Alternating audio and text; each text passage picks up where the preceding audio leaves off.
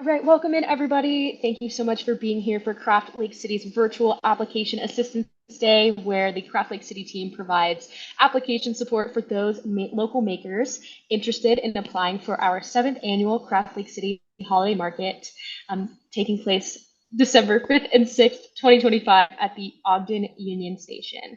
My name is Tiana. I'm the Artisan and Programs Manager with Craft Lake City.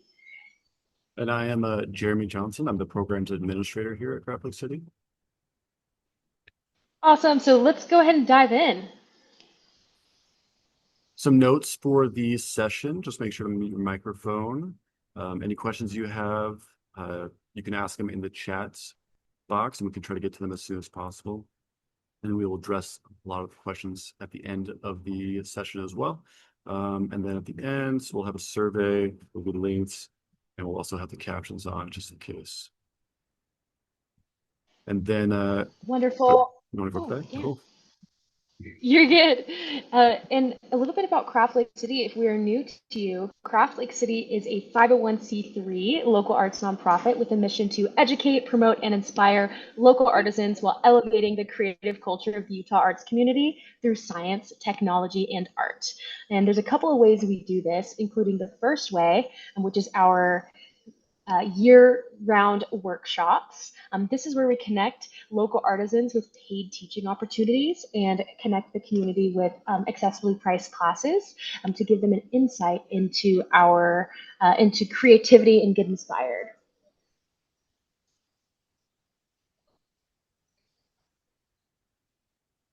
There's a few photos there. We also have a lot of other fun programs. And Jeremy, can you tell us about the next one? Our workshops? Yeah, definitely. We have, Our like oh, our next type def of programs that we offer. definitely, Yeah. absolutely.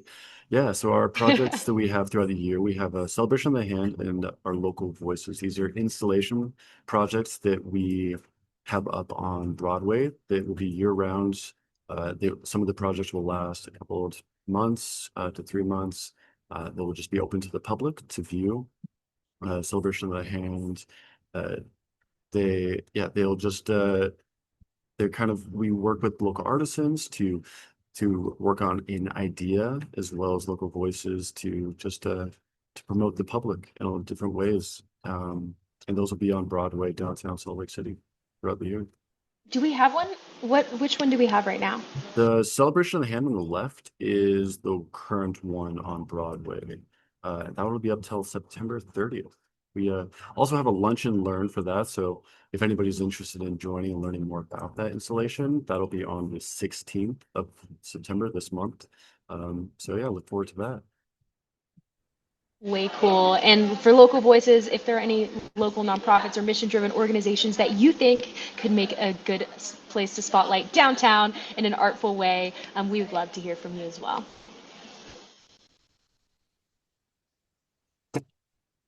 The next program that we have coming up is our Business Academy, which is where we teach business schools to local business classes and skills to local makers. Our one that is coming up is in partnership with Celtic Bank in downtown Salt Lake City. It's called Financing the Future, and that's where we equip makers with money smart strategies. So this is a way that you can take your business to the next level. It's a 5-week in-person course presented by Celtic Bank. It's all about financing your future. You can receive personalized guidance from in aligning your creative and business goals. You can receive one-on-one guidance as well with a banker and get more of an insight into understanding the fundamentals of funding. So those are going to start Tuesdays from 4 p.m. to 5:30 p.m. starting October 7th through November 4th. Our pre-registration form is open now on our website at craftlakecity.com/business-academy-course. So you can get notified when those registration opens, which will be very soon. That's something to note is that there are only 15 spots available. And a really fun bonus with this class is if you complete the course and all of the homework associated, and as well as this like pitch competition that we have in the last class, you'll be entered to win a $500 Visa gift card. And if you complete all the homework and turn it in before the last class, you will receive a $75 Visa gift card, which is something really special. So for registration, again, pre-register now, and then to take that first step and turning your vision into a reality. And then we can notify you when those open. Cool. These are some of our other projects. I don't know if you would like to go over this a little bit more in depth. You know a little bit more about Letter West than I, so that'd be great. Thank you. Sure, yeah, thank you. So upcoming is like one of our three largest events. It's called Letter West. It's our fifth annual Craft Lake City Letter West. It's a hand lettering conference, so all things hand lettering, from murals to calligraphy, to graffiti, kind of everything in between. Tickets, our pre-sale tickets, are the lowest that they're going to be, and they're right now on sale on our website at craftlakecity.com. The conference is set to happen on Midvale Main Street on April 10th and 11th, 2026. For our largest event of the year that just previously happened, it's our 18th annual Craft Lake City DIY Festival presented by Harmons, is next year, August 7th, 8th, and 9th, 2026. It's a celebration of all things handmade across 3 days at the Utah State Fair Park, featuring about 500 plus local creatives, bringing in 15 to 20,000 patrons, which is really fun. Applications for that will open later this year, most likely in October or November. And then leading up to our next big event is our holiday markets. Which is why you all are here right now. Yeah. So yeah, applications will be open until September 17th, which is why we're doing this application assistance seminar right now, to kind of help people that are pushing to get that through. So yeah, let's go over some of the details for the session. Let's get into it. Can you give us an overview, Jeremy? What are we expected to learn today? So we're going to learn what the holiday market is, important dates for it, how to apply, participation types of makers, so categories, figuring out what category might be correct for you, application breakdown, booth options and exhibitor fees, tips for taking good photos. That's a big one, considering jurying and just getting your products and everything to look as good as they can. Important dates and deadlines, holiday market inclusion program, and application fee waivers. So this is part of our scholarship programs that a lot of people can take advantage of. And then walkthrough of the website, application scholarship info, in-person application assistance day, which is where we're at, and about the jurying process. Thank you. So, what is the holiday market?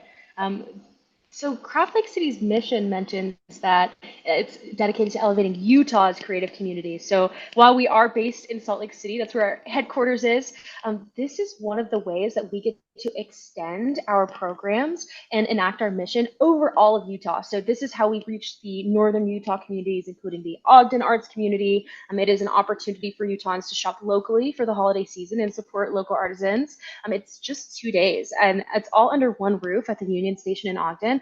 So it's really fun, it's vibrant, it's festive, and it's an event for artisans to both display and sell their handcrafted wares, build those and cultivate those relationships with other makers and the creative community on the supporting side, the patrons, but as well as marketing your business. It's kind of in the name, marketing. So when and where is the holiday market? It's going to be at the Union Station up in Ogden at 2501 Wall Avenue, Ogden, Utah. Friday, December 5th, and the open hours will be 5 to 9 p.m. Load-in would be a little bit earlier than that. We'll get into that later. And then Saturday, December 6th, 2025, the closing day, which will be 10 a.m. to 4 p.m. Oh, and something that's really fun about the holiday market is the Union Station has museums like Carr and some other cool museums, and they do open them up for us during the market. So that's it's already a beautiful venue, and that's just another added bonus of, like, especially for those history lovers out there, can go pop in and explore. What a fun place. Yeah. Okay. All right. Did you want to hit this, or do you want me to go over this? We can tag team it. Let's do You it. got this. Cool. Yeah, so some of the categories, participation types. So you have artisan, vintage, fine arts. This can kind of vary from a lot of things, jewelry, crafted goods, anything like that. Um, and then craft foods and commercial foods. These do have a distinction that people kind of get confused at sometimes. So I think this is an important one to look at, depending on if you're in foods or not. So prepackaged food items prepared in advance, this would be craft food. So if you have prepackaged items and you want to just sell those kind of up front, but you're not going to be making things at the festival or the markets that you would have to make there and that are kind of planned on being eaten at the markets, then that would be a commercial food. I don't know if you can answer this, but if you want to give samples of your food as a craft foodie, do you need a food permit, Tiana? That's a great question. And um, while I know what we've done in the past, I always recommend reaching out directly to the Weber County Health Department because if there are any like updates, they're going to be the most knowledgeable. Generally speaking, and again, please do your research. Please reach out to the professionals who like manage this. Generally speaking, if the samples are prepackaged in a commercial kitchen, like say like you have a bunch of toffee and then you prepackage the toffee in like little sample sizes and then you bring it to holiday market, typically that's fine and you don't necessarily need a sampling permit. But if you are handling food at all, you do need a permit. That said, again, please reach out to the health department to confirm because we want to make sure that you have a successful time. And if you get shut down by the health department, that's not really our ideal scenario. So yeah, just make sure you do your research in advance. Thank you. Great. Thank you. Yeah, so commercial food, that'll be more stuff that's prepped there, such as food trucks, which they'll be making food on site. And then there's other kind of vendors that do that as well. And then performers, Yes. yeah. Oh, Oh, sorry, really quick, just to yeah. chime in. Yeah, this is something we do. I'm glad you made those distinctions because it's something we do get, we see some confusion around sometimes. So craft food is like uh, chocolate bars, jam, coffee beans that are like packaged. So anything you can kind of like put in your purse and like take home and like give as a gift. That's kind of another craft food category. But anything meant to be like consumed on site, including like hot coffee, up to like a pizza, that all falls under the commercial food category. Could be commercial food tent, could be a small booth inside, depending on like what you're serving. But that's just like that's a little bit more detail into that distinction. So we can, cool. And then the next one is performers. So yeah, we offer performance spots to our markets and festivals. It'll be, musicians, singers, any kind of even dancers and groups like that that have some sort of performance that they put on. We have a spot for all those groups. This year, I know we are doing more of a focus on the youth groups doing, I don't know if you could go into that a little bit more, Tiana, but the youth group, we're trying to do a sort of choir for the youth performances this year, which I think would be awesome. If Tiana wants to expand on that a little bit, that'd be awesome. Sure. Yeah. Thank you, Jeremy. I mean, all performers are welcome to apply. The venue is a little bit quirky and a little bit unique. We love her. She's beautiful. But so this year we're trying something a little bit more different, I guess. And we're prioritizing like youth, like choir groups or anything kind of like more holiday inspired acoustic groups with the way that the building is constructed. Acoustic groups tend to perform like more successfully just because of it's like very loud and the stage is right next to Artisan. So that's just, I guess, hopefully that answers your question. Yeah, That's what we're prioritizing, but cool. everyone is welcome to apply. Awesome.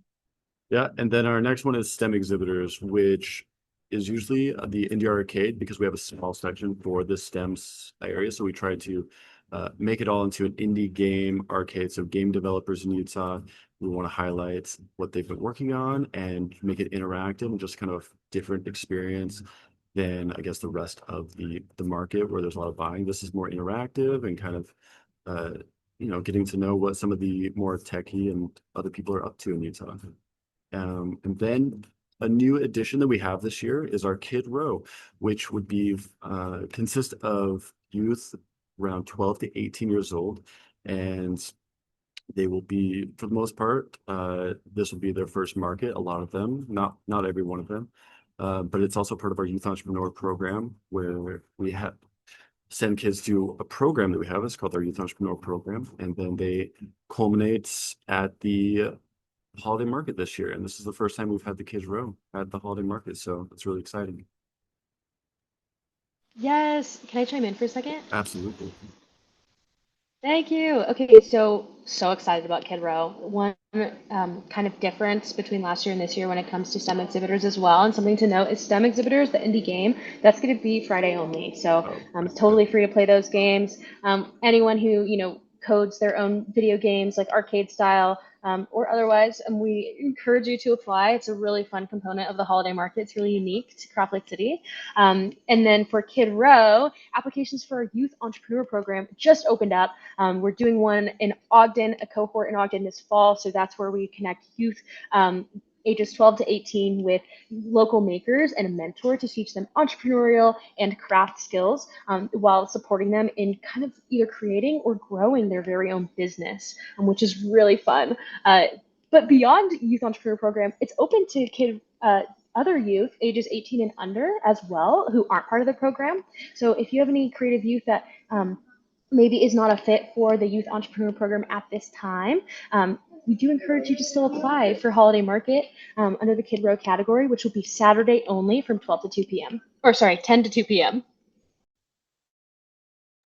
Cool, thank you. And then some of just the exhibitor requirements. So the holiday market, as compared to the DIY Fest, is only a two-day market. So it'll be Friday, Saturday, and everybody must be a Utah resident to be accepted. And then, yeah, all items must be handmade or designed by you. So we don't want people reselling items or anything like that. We'd love just, to present the DIY community in Utah. I guess vintage is the only caveat to that statement is like, That is true. curated vintage wares. Right. But as in like buying something from someone else that's like just made and then representing it as your own is generally not accepted into the lineup. Yeah. Cool. Thank you. Okay, Awesome. yeah. Did you want to I guess I can take this over if I can Yeah, go over Jeremy's going to pull up the website and how to navigate to the application, kind of give you a visual on how to get there, how to create an account, that kind of stuff. So, are there any questions while we're getting that screen share connected? Feel free to drop them in the chat. We'd love to provide personalized guidance.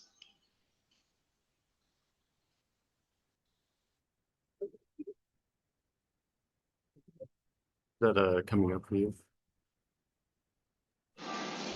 It's nice and crispy, looking good. Cool. All right, so we have our homepage, and the top will have our holiday markets. You can click into this link right here.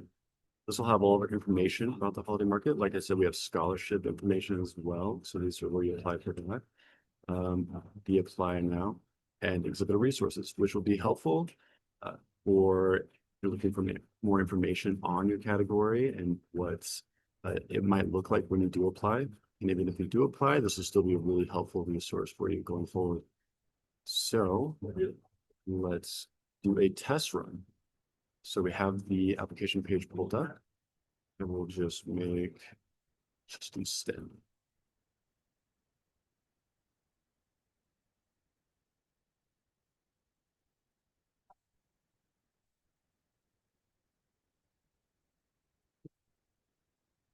Oh, yeah, there it is. It's because it was probably used. Let's just use. Love that. So that means you need to create a new application. So this is actually perfect that this happened too because so we have a login and a new applicants category. If you have applied to, if you were part of DIY Fest this year, a really fun new addition is that you can just log back into your account and apply for holiday market using your previous information. There will be a few items for you to update. However, a lot of it can be carried over as well, which is really exciting. If you do, one caveat with that is if you applied to DIY Fest, say, and as a STEM exhibitor and participate in the STEM building, but you want to be an artisan this time around and showcase your handcrafted goods, you will need to make a new application just because that previous application was tied to a different category. So that's just one interesting thing to note. And then for everyone else, before DIY Fest this year who like participated, you will need to create, and for people who haven't participated before, you'll need to start a new application by pressing Get Started Now. Oh, let's see if my personal work.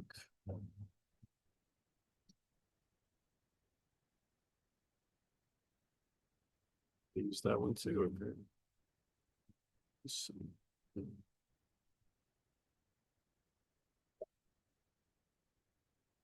Still.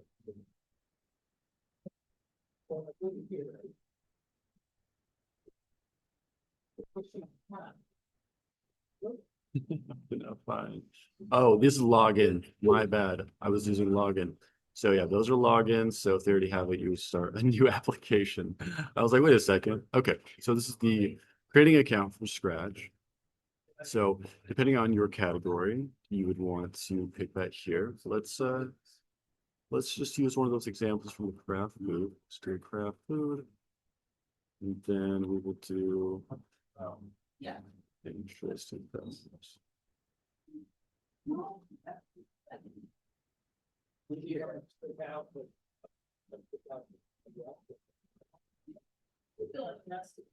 sorry, I did that.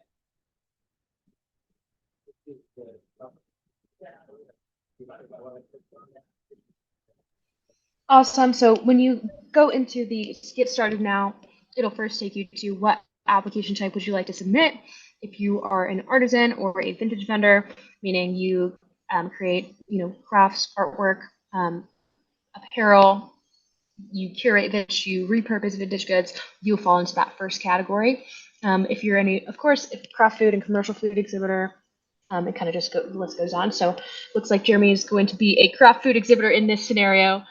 So you'll select that, put in your details. So this is like when you actually create your account. This is step one in being able to complete the application. So email, password, and then it'll take you to the next section. So just fill out my information.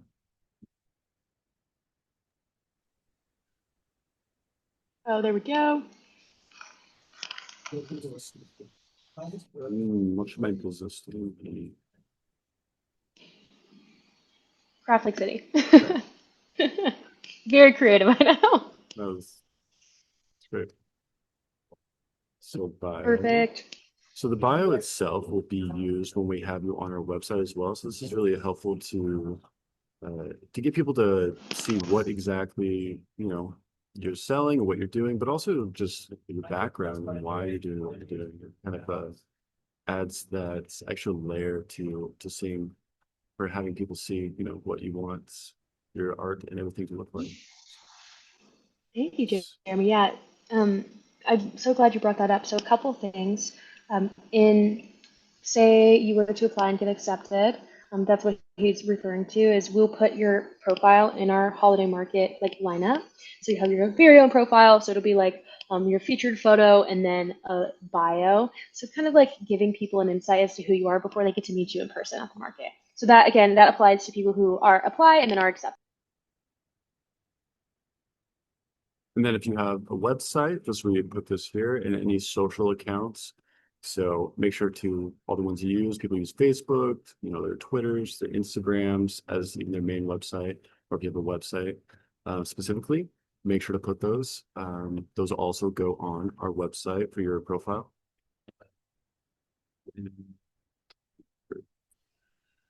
Cool. And then this personal information portion is important for our team in sending any important reminders as well. So please make sure that the phone number and email are correct because that's where the majority of the communications from the Craft Lake City team will come from.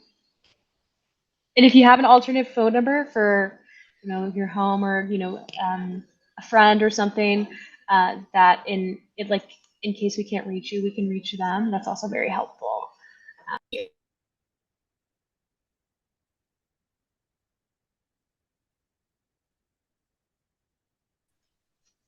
Same thing with email. I would make sure that it's an email that you check often. Not a lot of people will maybe use like a business email or some other side email. Just because they don't want extra mail. But this is an email that we definitely utilize, and so it's important to make sure it's an email that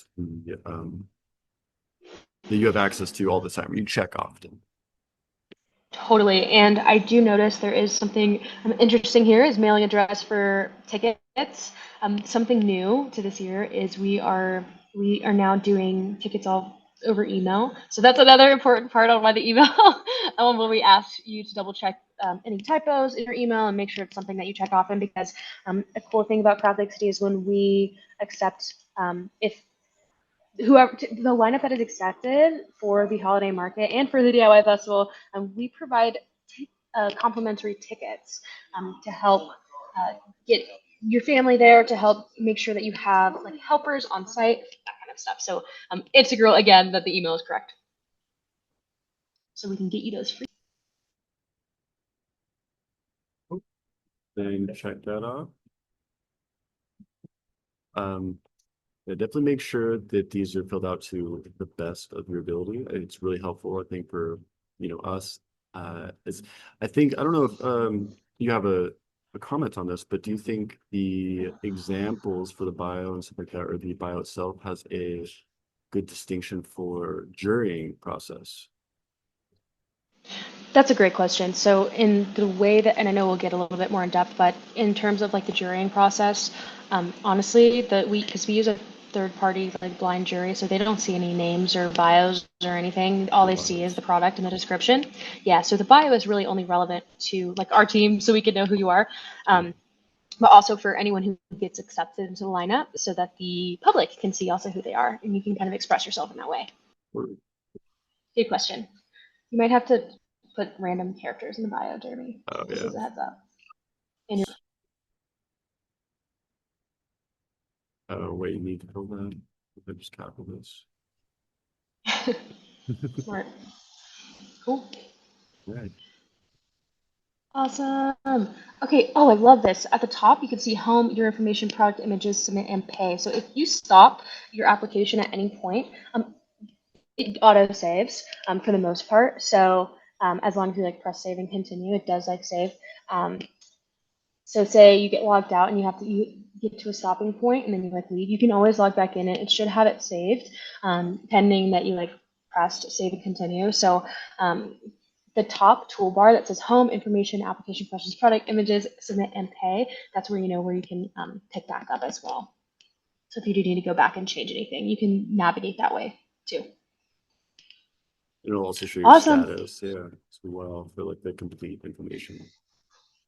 Yeah, so there's like four main parts as you can see here. Jeremy, if you want to just Yeah. hover here for a minute, if you go back to the home, that'd be great. Awesome. So we just filled out the your information portion. That is just like the basics, contact information, address, that kind of stuff, everything that we need to communicate with you, anything that we need to communicate with the tax commission. And then step two is any application specific questions. So these questions will vary category to category. So artisans will have their own set, but basically this will give us all the information that we need in order to look through your application, understand kind of who you are, what you make, that kind of stuff. So what category do you fall in? Oh, I make apparel. So you can like select that if you're an artisan.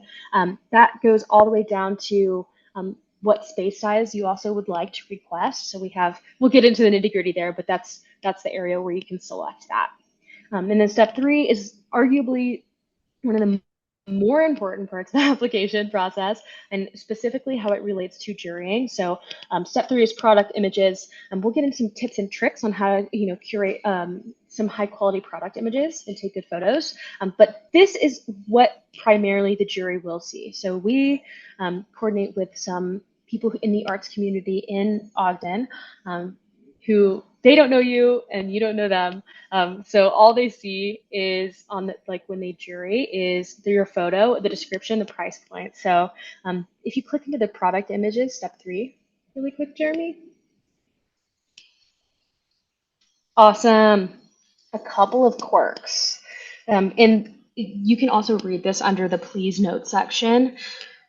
There are a couple of formatting recommendations. This is probably area where we see the most tech challenges are encountered by potential applicants. So images formatted in RGB may not attach properly. So this is something to note. Of course, this is not like if it's this, like it's definitely not going to work. It might work. Like I've seen some, I've seen some interesting stuff. But if you're trying to upload images and they're not uploading, try to look at this list first because it might guide you in the right direction. Of course, if it's not working, please reach out to us. We would love to help you. You can reach us at artisancoordinator@craftlakecity.com. But HEIC files, so those files that the photos that you take on your iPhone for live images, that's the HEIC. Those will not upload. If you upload all of those and you input all the information and you press save, it will likely wipe everything that you just did. So an easy way around that is a quick screenshot and then you crop it down to like the photo size, and then that will kind of like circumvent that issue. Please keep all the files under 10 megabytes. The images, anything above that, it's kind of dicey on whether or not it will upload. So just something to keep in mind initially. Another thing is most of the time the images that you upload are already auto-cropped to fit into a square. So something to consider prior to uploading it. It doesn't always happen again, but something to keep in mind. That's also another easy way to like reduce the number of megabytes, how big the file is cropping it a little bit shorter or smaller as well. And then the images and the information in your application, once you upload or once you press submit, once you get to the end, they cannot be updated. So just something to keep in mind as you go through the process. So there's product images 1, 2, 3, 4, and 5. Those will be showed to the jury, and then the featured image is only for the online profile that we had mentioned earlier. So if you apply and are accepted, the featured image will only be displayed on our website. So I wouldn't worry too much about it in terms of like the jury, but I've seen people put in headshots. I've seen people put in their logos, put in their products as well, if that's something that you're interested in. So there's kind of a variety of what the featured image could look like for you. But it still needs to follow the formatting requirements. Awesome, cool. So once you work through the application information, all the questions, and maybe it's time to go and quickly look over those questions, Jeremy, if you wouldn't mind clicking over there real quick. Yeah, perfect. Just the nitty gritty. You know, are all of your products handmade? Please explain a portion that isn't handmade. Are you a past participant? Let's see if this is your first time applying. These are specific to craft foodies. So, or is this commercial food? It's a craft food, yeah. So this also has the distinction up here that you will see if you are Cool. kind of putting the commercial. Yeah. Yeah, totally. Perfect. So yeah, so again, like this is more nitty gritty of like what you sell, kind of what you're trying to offer at the event. So it gives us an insight as to like what that looks like. Cool. All right, next section. If you want to go to the ending section, that would be awesome. Perfect. So the very, very last step for the application is signing our application agreement. And of course, please read through it as well. This just essentially protects both parties, Craft Lake City and yourself. And then if you scroll down to the bottom, Jeremy, you will have an opportunity to virtually sign it. So it'll just be saying, I understand, yes, and then type your name as a signature. So if you do have any questions or concerns about the application agreement, please reach out, let us know. And then the very last step is submitting your application is paying the $25 application fee. So if you scroll back up for me.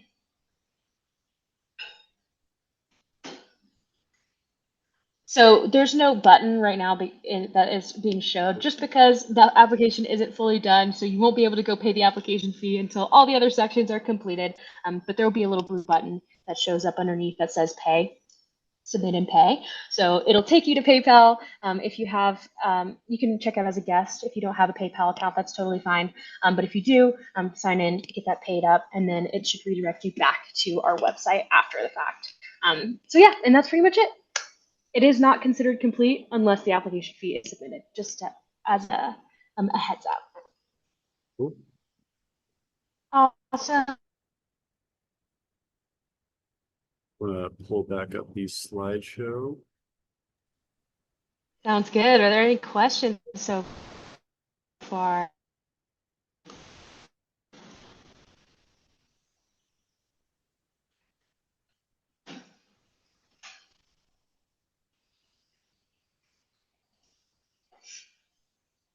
Cool. Okay, great. So we kind of went through all of this already. So this is just a bullet point version of what we just talked about with less visuals. So choosing that application type, all of your general business contact info, any category, the category that you fall into if you've applied before, which booth option you request. Again, this is a request. So say you selected, I would like to be in a 5x10 and you are accepted into the lineup. We do try to honor that to the best of our ability, but there are limited numbers of spaces available. So that again, it's just a request, but doesn't guarantee that if you did select that, that is what we will be able to offer you. And then we'll go into the very last part of the application is the demographic information. Of course, the photos, which we talked about, are very important, and we'll get into some tips in a little bit. And then the application fee payment, because it's not considered finished until that step has been completed.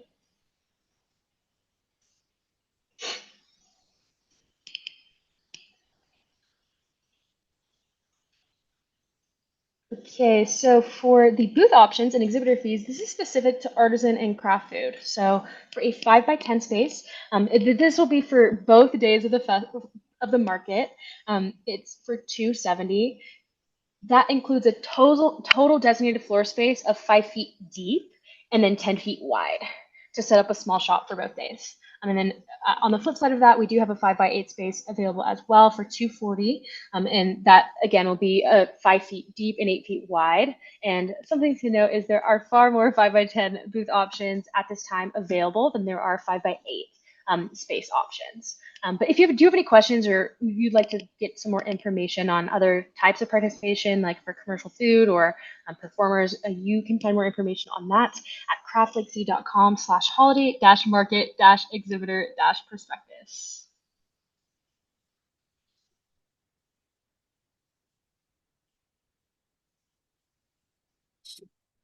Right here. Just gonna post that link in the chat. Thank you, Jeremy. Sweet.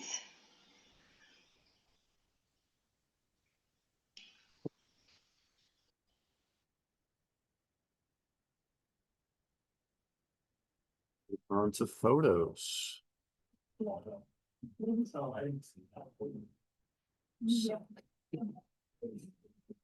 So photos, this will be a great opportunity to highlight your product and your business. So trying to take photos in a good lighting, great setting, just make sure you highlight the product in the best way that you think that captures, what's so great about it. Because that will be a way to really just capture people's attention as well as jurors who will be looking at these applications and photos to kind of get an idea for what you're selling and how that might look. So some ideas, so avoid backlighting. So lighting in general is just going to be huge. So that's why, like in these photos, we have a setup with, just the white backgrounds, and you can control the lighting. So if you have any way to kind of do this, add some extra lighting, that'll go really far. Then shadows. And backlight. Oh, I'm sorry. Go for it. Oh yeah, sorry. One thing that I found to be a useful way to remember what backlighting means is the light comes from behind you. If you're taking a photo, it comes from behind you, so it illuminates the front side of whatever product you're photographing. Because if it comes from behind the product you're photographing, it washes out like the front of it, so then it kind of looks like this like dark blob. So that's just something to note. Nice. Shadows, be aware of shadows falling onto the subject you're photographing, which is why you have more of a controlled setting. So if you can set up a little, get like a box, put a little bit of a sheet or something on there, and just even add like a phone light, some pretty DIY type stuff you could do. Then consistency, so making sure like all the photos are consistent with each other. You're not just taking them in different, settings. There's a similar theme to them. That would be, really helpful to kind of highlight your business as well, and generally just the whole theme of it. Yeah, and Oops, sorry. even like a little like one of those like $5, $10 tripods is really helpful. But I even use like a jar and then I'll like put my phone up against it if I'm like shaky. But it's just so it's not blurry. So essentially the purpose is to keep it like nice and crisp so that it can really showcase your work. Yeah, and like I said, with the background, just keep it simple. Just if you want to do a certain color, just make sure it's lighter, and then you have a good lighting. So there's a lot of simple ways you can do it, but just try to make it consistent, add some good lighting, make sure there's not any kind of drop shadows on it, and yeah. See if there's anything else. So if there's anything else you Yeah, wanted to add to that. super small note. An example of what not to do with a background is like a very highly contrasted pattern behind it because it kind of washes out your product. So, like Jeremy mentioned, a simple, ideally one color, maybe light color, depending on the product, like backdrop, even if it's like I use a bed sheet when I need to take product photos, to be honest. That really works for me if I don't want to like go out and purchase something fancy. There's a lot of really easy ways that you can do this just at home with what you have. Oh, it looks like we have a question. Oh, great question. And we will get into scholarship stuff in, I think, literally 2 slides. So this is perfect timing. All right, Jeremy, next slide. So yeah, before we get to that, just the dates again. So application deadlines are the 17th of this month. And then October 16th, we will announce the lineup for the holiday market and scholarships. And then the direct contact for any of the questions will be artisancoordinator@craftlakeCity.com. And then we can go over our Unity Initiative program.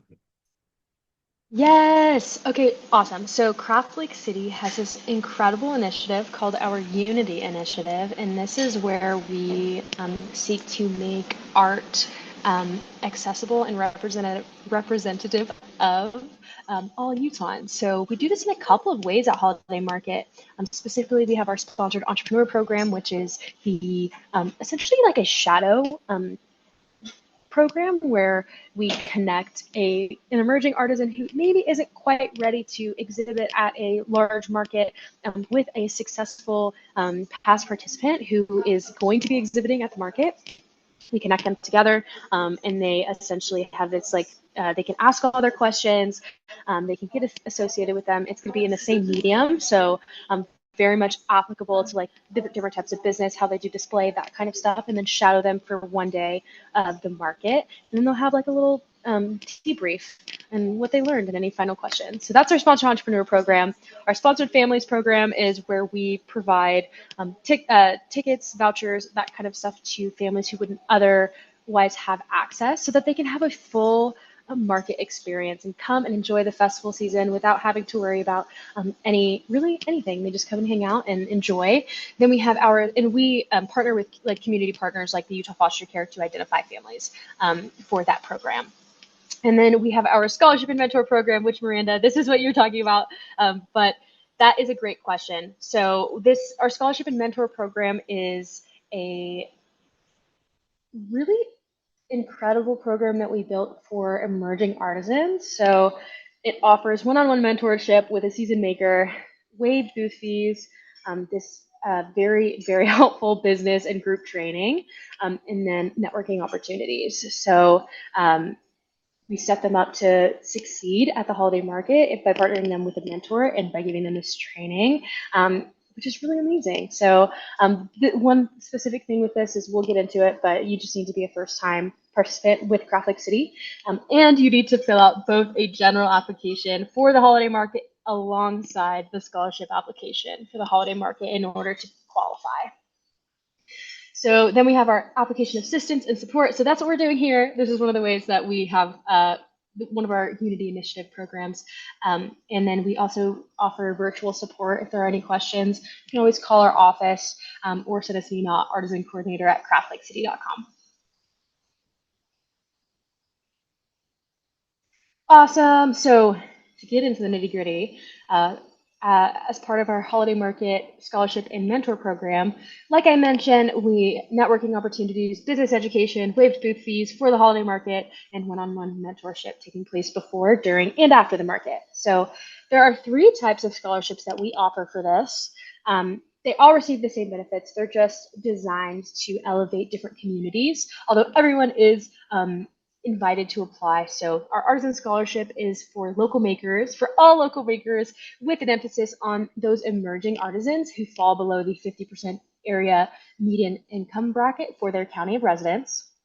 We have our LGBTQ plus scholarship, which is designed for all local makers with an emphasis on those who identify as being part of the LGBTQ plus community, or those whose work promotes the LGBTQ plus visibility and acceptance, or even for allies as well. So, and then we have our Artability Scholarship, which is for all local makers with a focus on those with disabilities or those whose work promotes visibility and acceptance of the disabled community, or those who also are allies with that community as well. So how it works is in order to qualify, there's a couple of things.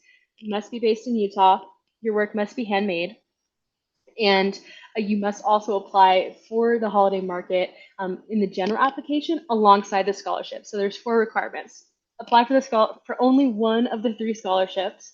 Apply for the holiday market, the general holiday market scholarship or general holiday market application, and reside in Utah, and you must be a first-time participant. So with that, we do pair scholars with a mentor who will then lead them to success, ideally. And those applications close September 17th alongside the general applications for holiday market.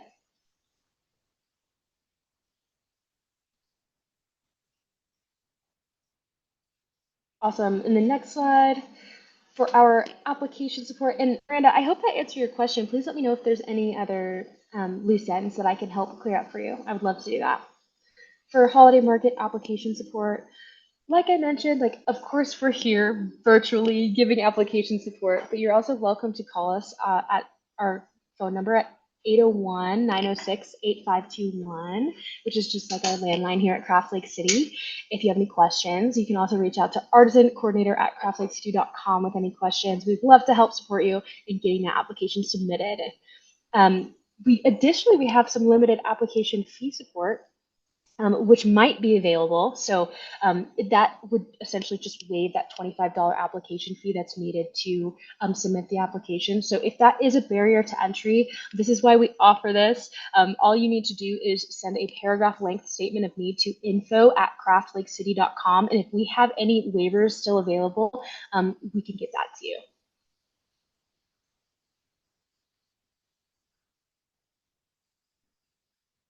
Awesome. Yeah, and for any other questions for the Unity Initiative, please feel free to contact us at info@craftlakecity.com or artisancoordinator@craftlakecity.com. And if you happen to be watching this recording after the fact, and you are a representative of a community organization and are interested in making a nomination for participants in the sponsored families or sponsored entrepreneur programs, please reach out to us at the before mentioned number 801-906-8521 or info@craftlakecity.com.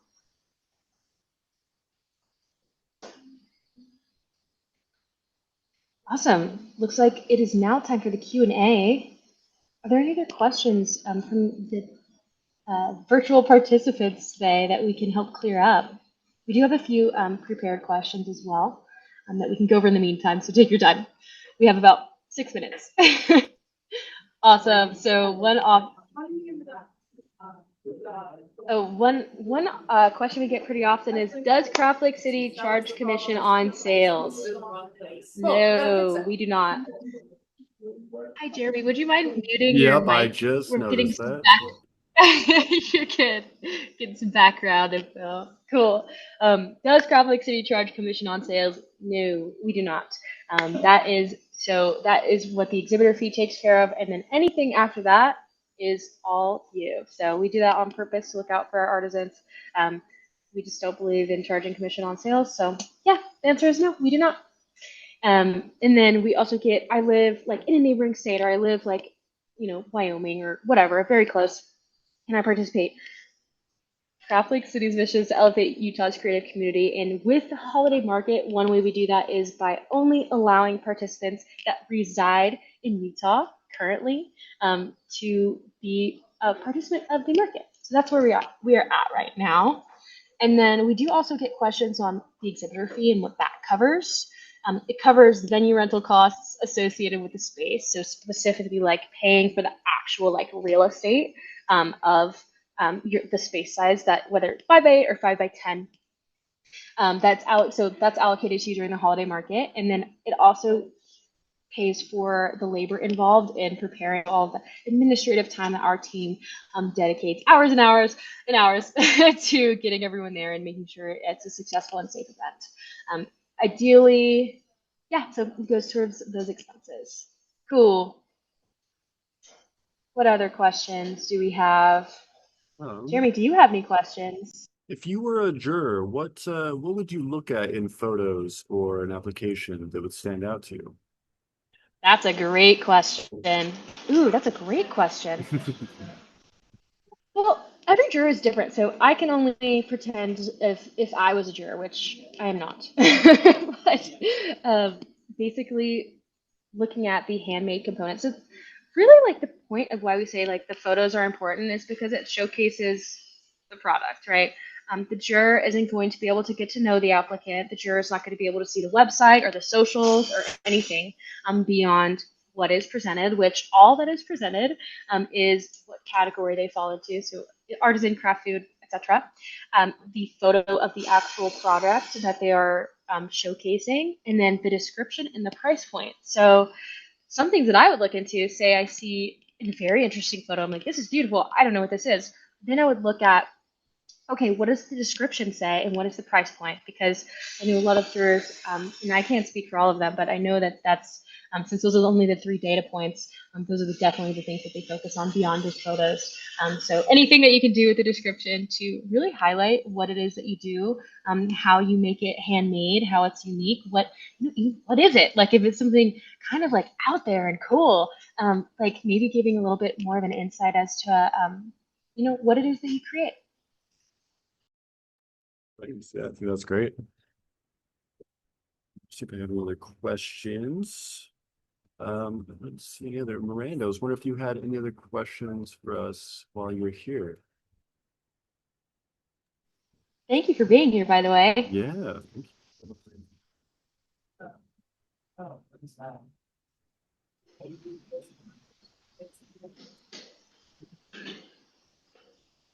Sweet. Well, There's yeah, when do we get to set up? Oh, yeah, love it. Great question. So Miranda asked, when do we get to set up?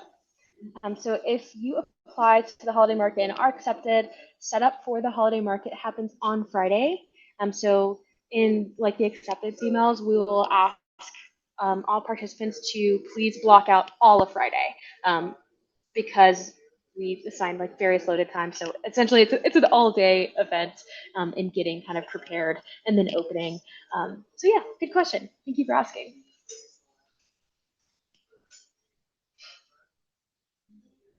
One question that I get pretty often is, do I have to exhibit both days of the holiday market? Yes. If you're not in Kid Row or a STEM exhibitor, we only accept applicants who can commit to both days. That's just because it's a short event. So yeah. Let's see. What else do we normally get asked? We have 1 minute. Ooh, should I plan on lighting my display even if I don't want to opt in for electricity? Yes. You never know where you're going to get placed or what, the lighting gods have in store for you. So I highly recommend, and one of our mentors actually, it's like, this is her number one thing, recommend investing in some even like cheap battery powered lights. It really helps showcase your products and provides you that flexibility with being able to still be highlighted and featured wherever you happen to be placed. And it's not like uniform lighting across the venue, so I would recommend that anyway.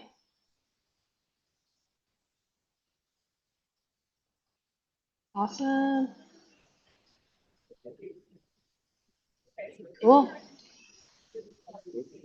Doesn't look like we have any other questions, so I think we can move on to the final slide.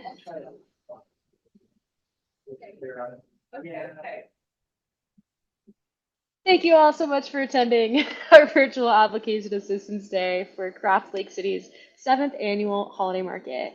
And quick shout out to all of our incredible sponsors. Craft Lake City and our year-round programming is supported in part by the residents of Salt Lake County through the Utah Arts and Museums, George S. and Dolores Dore Eccles Foundation, and Slug Magazine. The 7th annual Craft Lake City Holiday Market is supported in part by the Stephen G. and Susan E. Denkers Family Foundation and the Ogden Union Station, our beautiful venue. So thank you all so much, and I hope you have a beautiful rest of your week. Yeah, thank you. Thanks for coming, everybody. If you have any questions, definitely feel free to reach out to us again. That's at info@craftlakecity.com.